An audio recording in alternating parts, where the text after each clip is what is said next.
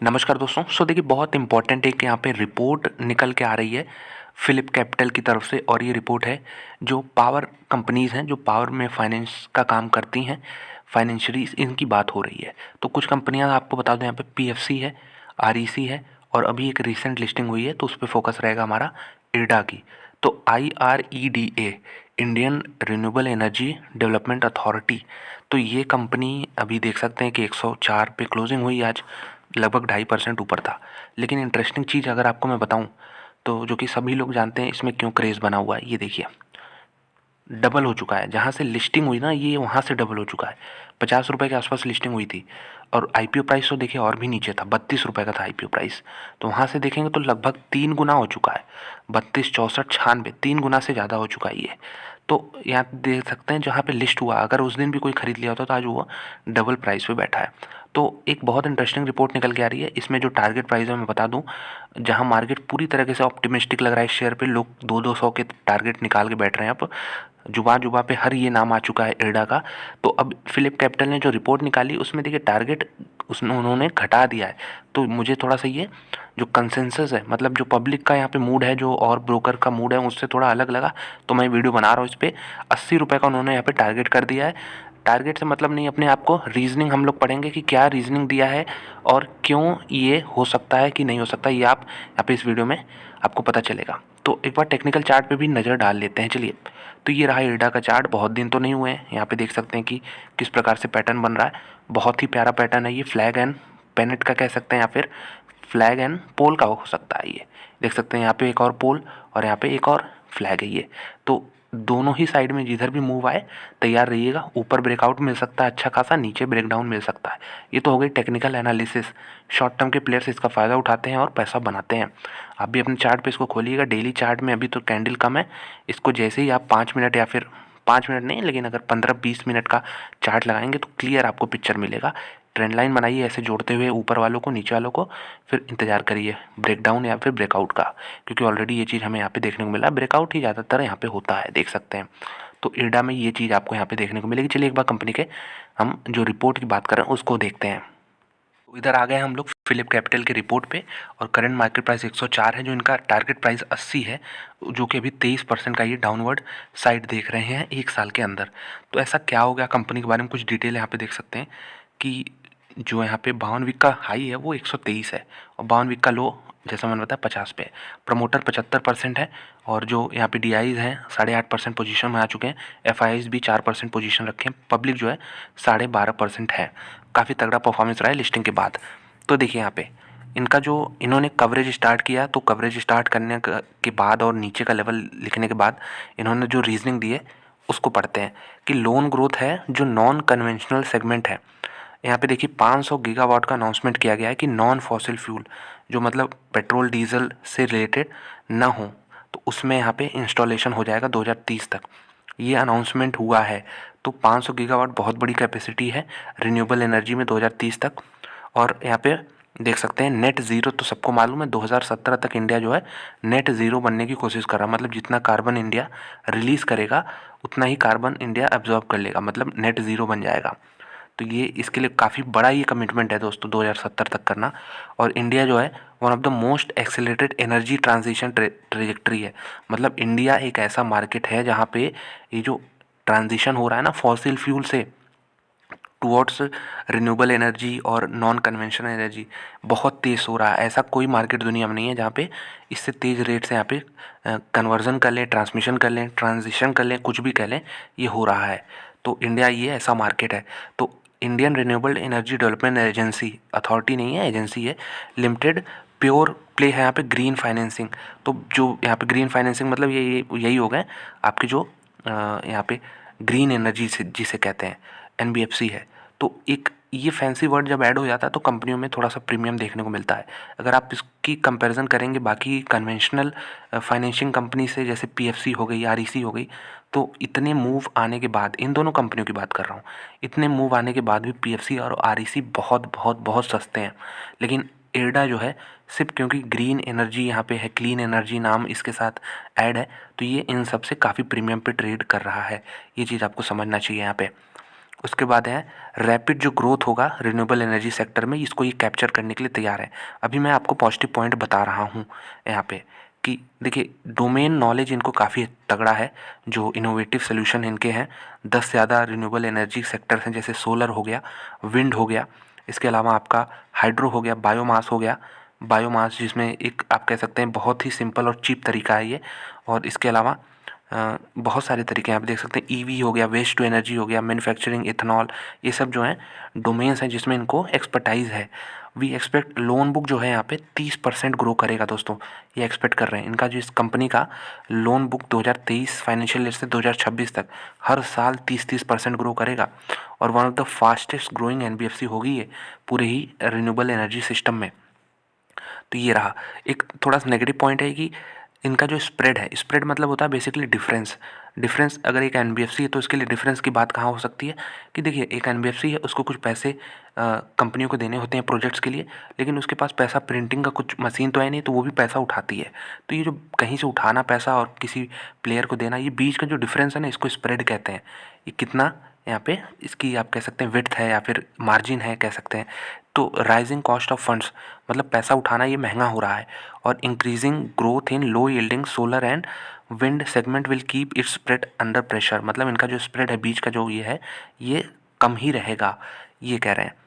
Segment have low gestation period so project become operational. ये सब ऐसे प्रोजेक्ट्स हैं दोस्तों, जो विंड हो गया, सोलर हो गया, ये इनका जो टाइम पीरियड है काफ़ी कम होता है।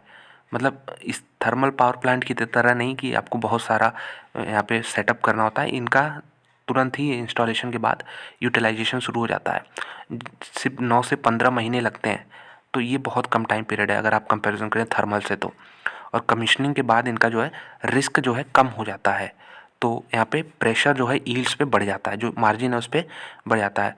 तो यहाँ पे एनआईएम्स नेट इंटरेस्ट मार्जिन जो है 56 बेसिस पॉइंट डिक्लाइन किए हैं FY24 में, और यहाँ पे 2.57% ये नेट इंटरेस्ट मार्जिन है, और रिमेनिंग रेंज बाउंड, इसके बाद भी रेंज बाउंड रहेगा, तो ये नेगेटिव पॉइंट है। अगर बात करते हैं एसेट क्वालिटी की, तो कंपनी के एसेट क्वालिटी जो है इंप्रूव कर रहे हैं।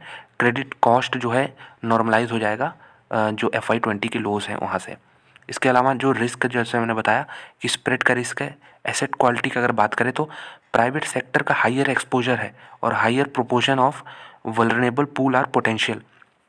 तो ये क्योंकि गवर्नमेंट कंपनी है, इसके अलावा इस सेक्टर में जो आप कह सकते हैं प्राइवेट सेक्टर है, इसका एक्सपोजर भी बढ़ेगा, तो ये एक रिस्क है इनके लिए ये। तो अगर वैल्यूएशन की बात करें यहीं पे, तो लोन ग्रोथ जैसा मैंने बताया कि इन्होंने 30% प्लस का दे रखा है यहाँ पे FY23 से 26 के बीच में, आप देख सकते हैं। राइजिंग डिमांड रिन्यूएबल एनर्जी का तो अपने कंट्री में है ही है, और जो अर्निंग ग्रोथ है ना, ये not expected to match the loan growth, क्योंकि यहाँ पे प्रेशर ऑन मार्जिन और नॉर्मलाइजेशन ऑफ क्रेडिट कॉस्ट 2024 के फर्स्ट हाफ में, जो कि क्रेडिट कॉस्ट इनका नेगेटिव था। तो ये जो कह रहा है मार्जिन जो प्रेशर पे रहे, यहाँ पे मार्जिन रहेगा प्रेशर पे, इसकी वजह से जो देखिए लोन ग्रोथ जितना इनका तेज़ी से बढ़ेगा, उतना इनका जो कह रहे हैं अर्निंग्स मतलब प्रॉफिट उतना तेज़ी से नहीं बढ़ेगा। क्यों? क्योंकि मार्जिन पे प्रेशर रहेगा, ये चीज़ ये कह रहे हैं। तो इस चीज़ को समझना काफ़ी इंपॉर्टेंट है। एक्सपोजर प्राइवेट सेक्टर का इनका एक्सपोजर ज़्यादा है, मतलब ये कंपनी जो है ज़्यादातर आप कह सकते हैं कि प्राइवेट सेक्टर की कंपनियां ही होती हैं ज़्यादातर जो रिन्यूएबल एनर्जी में काम करती हैं। आपको गवर्नमेंट सेक्टर की काफ़ी कम कंपनी दिखेंगी। और higher proportion of vulnerable portfolio do not provide confidence. तो यहाँ पे कॉन्फिडेंस नहीं आता, क्योंकि जो प्रोपोर्शन है, जो लोन है, ज़्यादा वल्नरेबल पोर्टफोलियो हो जाता है यहाँ पे, मतलब डिफ़ॉल्ट टाइप का भी रिस्क यहाँ पे उठता है प्राइवेट सेक्टर को देने पे, ये ऐसा इनका कहना है।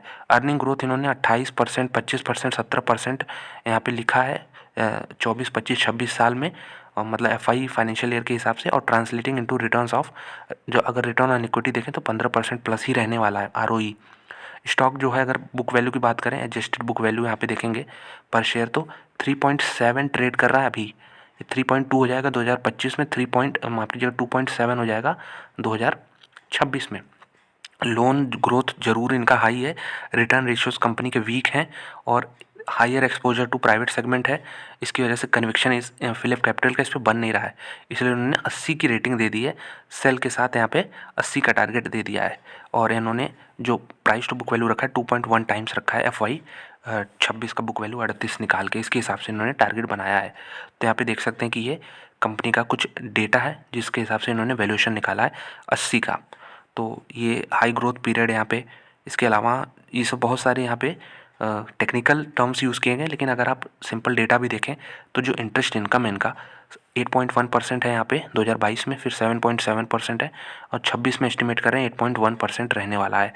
एक्सपेंसेस भी देख सकते हैं, ये परसेंटेज ऑफ ओवरऑल है। स्प्रेड ये बीच वाला है, स्प्रेड कैसे घट रहा है आप खुद देखिए, यहाँ पे 3.4, फिर 2.9, और 24 में एस्टिमेटेड है इनका कि 2.4 हो जाएगा, फिर 2.5, फिर 2.4। तो ये लो है 24 में 2.4, उसके बाद 26 में इनको 2.4 दिख रहा है। अदर इनकम तो कुछ खास पोर्शन है नहीं। इसके अलावा रिटर्न ऑन इक्विटी मैंने बताया 15% रहेगा। प्रॉफिट आफ्टर टैक्स यहाँ पे 2% यहाँ पे बन रहे हैं। तो ये पूरा है सिंपल कंपनी का। इनका जो लॉजिक है ना यहाँ पे देने का, इनका ये कहना है कि जो लोन ग्रोथ है वो तो है 30%, लेकिन मार्जिन पे प्रेशर रहेगा, इसलिए ये 30% का मतलब ये नहीं कि प्रॉफिट भी 30% से बढ़ेगा हर साल। इनका कहना सिंपल ये है, इसलिए उन्होंने 80 का टारगेट दिया है यहाँ पे।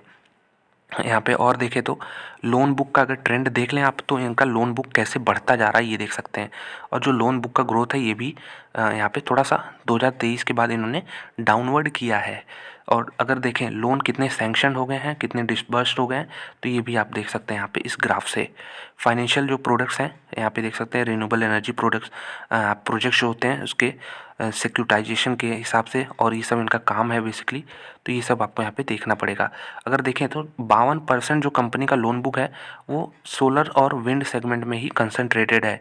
52% है इन दोनों सेगमेंट में।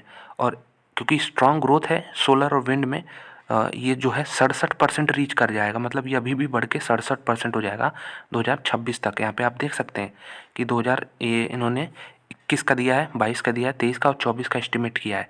तो सबसे बड़ा इनका लिए देखिए सोलर है, ये वाला पोर्शन सोलर है जो कि 28 से 25 से बढ़ के 31 हो गया। उसका सेकंड पे इनके लिए विंड आता है, फिर स्टेट यूटिलिटीज़ आती हैं, इसमें स्मॉल हाइड्रो प्रोजेक्ट्स आते हैं जो कि 12% ही हैं लगभग 3 साल से। बायोमास का पोर्शन कम है और काफ़ी छोटे पोर्शन है यहाँ पे। तो ये आप यहाँ पे देख सकते हैं कि रूफ टॉप सोलर प्रोजेक्ट जो लगते हैं ये यहाँ पे पब्लिक बिल्डिंग हाउस होल्ड में लगते हैं, और यहाँ पे इंसेंटिव इसमें दिया जाता है सब्सिडीज़ के रिगार्डिंग। तो लेंडिंग रेट अगर कंपैरिजन कर लें तो यहाँ पे आरईसी है और पावर फाइनेंस है। अगर यहाँ पे यदि ये देखें तो इनका जो है लोएस्ट और हाईएस्ट यहाँ पे देख सकते हैं कि परसेंटेज कंपैरिजन आप यहाँ पे देख सकते हैं। इसके अलावा पब्लिक और प्राइवेट शेयर अगर देखें तो यहाँ पे प्राइवेट ही है कंपनी में। यहाँ पे इनके लोन बुक में यहाँ पे देख सकते हैं ये जो नीचे वाला पोर्शन है ये पूरा प्राइवेट है। तो प्राइवेट पोर्शन ज़्यादा, इसलिए इनको रिस्क भी ज़्यादा लगता है, ऐसा ये कह रहे हैं। मार्जिन जैसा वहाँ पे हम लोगों ने ग्राफ में देखा कैसे घट रहा है, 3.7 से घट के 2.5 हो जाएगा। तो ये है कॉस्ट ऑफ फंड जो है राइज़ करेगा इरडा के लिए, क्योंकि फॉरेन यहाँ पे फॉरेन करेंसी जो है वहाँ से बोरोइंग इनकी कम होगी। ये चीज़ें हैं।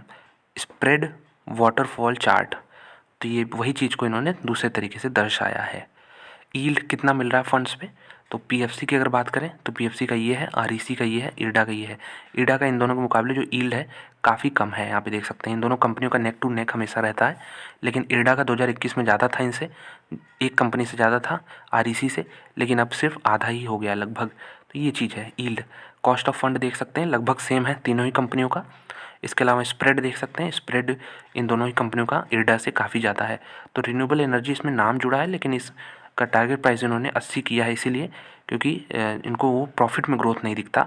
एटलीस्ट 1 साल तक आप ऐसा मान सकते हैं कि जो इनका रेट रहेगा प्रॉफिट का वो उतने तेज़ी से मैच नहीं करेगा। तो ये था सब कुछ, इसके बारे में काफ़ी डिटेल्ड रिपोर्ट है ये, इसको पढ़ने में काफ़ी टाइम लग जाएगा।